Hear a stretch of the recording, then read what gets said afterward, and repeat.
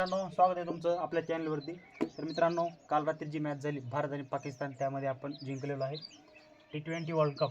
आता जो T20 चालू आहे त्यामध्ये आपण जिंकलेलो आहे. तर टॉस जिंकलं होतं पाकिस्तानने टॉस जिंकलं होतं आणि आपल्याला बॅटिंगसाठी बोलवलं होतं. इंडियाने बॅटिंग केली होती.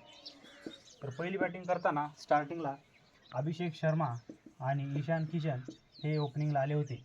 त्यापैकी अभिषेक शर्मानं पहिल्या 1-2 बॉलमध्ये खेळलं, नंतर तो कॅच आऊट झाला. पण ईशान किशन त्याला पॉकेट डायनामाइट म्हणतात, कारण की तो छोटासा आहे, एवढी हाईट नाही त्याची, पण उत्तम खेळी करतो तो. त्याने 77 रन काढले 40 बॉलमध्ये. तर ह्याच्या खेळीमुळेच आपण 175चा टोटल पार करू शकलो. त्यानंतर तिलक वर्मा, सूर्यकुमार यादव, हार्दिक पांड्या तर काय 1-2 बॉलमध्येच आऊट झाला. सूर्यकुमार थोडाफार चांगला खेळला. त्यानंतर शेवटला शिवम दुबे आणि रिंकू सिंग आले होते. रिंकूने एक 6 एक 4 मारला, चांगली बॅटिंग केली, एंडिंग चांगलं केलं ह्या दोघांनी. हा रनआउट झाला. शिवम दुबे शेवटी 2 बॉल असताना रनआउट झाला. आपलं टार्गेट 175चं टार्गेट दिलं. तर पाकिस्तानची बॅटिंग स्टार्ट झाली. आता पाकिस्तानची बॅटिंग स्टार्ट झाली. त्यांनी पहिल्या 3 ओव्हरमध्ये त्यांचे जवळपास 2 विकेट गेले होते. नंतर परत अजून दुसऱ्या 2 ओव्हरमध्ये अजून 2 विकेट गेले. 4 विकेट त्यांचे जवळपास 7 ते 8 ओव्हरमध्ये त्यांची विकेट झाली होती. तर आपल्या बॉलिंगनी युनिटने खूप चांगली कामगिरी केली.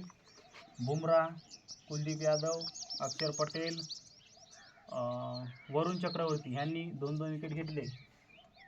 तर बॉलिंग युनिट नंबर 1 चालली आपली. बॅटिंग पण खूप चांगली झाली आणि आपण अशा प्रकारे मॅच जिंकलेलो आहे. पाकिस्तानकडून एक चांगला प्रयत्न करण्यात आला, पण त्याच्यात काय त्यांना यश भेटलं नाही. त्यांच्या कॅप्टनकडून सांगायचं होतं की मी खूप चांगला खेळणार किंवा आमचे प्लेयर चांगले खेळणार, पण काय फायदा नाही त्यांचा. ते हारलेले आहेत. जसं आपण काल सांगितलं होतं 7-1 हा रेकॉर्ड आहे, तसं आता 8-1 झालेला आहे. आणि आपण आशा करूया इथून पुढं पण जेव्हा पण कधी पण आपली मॅच होईल, कधीही पाकिस्तान आपल्यासोबत जिंकणार नाही, कारण की तेवढी टीम डेव्हलपमेंट आपली आहे. एक स्ट्रॅटेजीनुसार आपण उतरलो होतो. तर अशा प्रकारे आपला भारत जिंकलेला आहे. तर मित्रांनो, अशाच माहितीसाठी आपल्या चॅनलला सबस्क्राईब करा. धन्यवाद.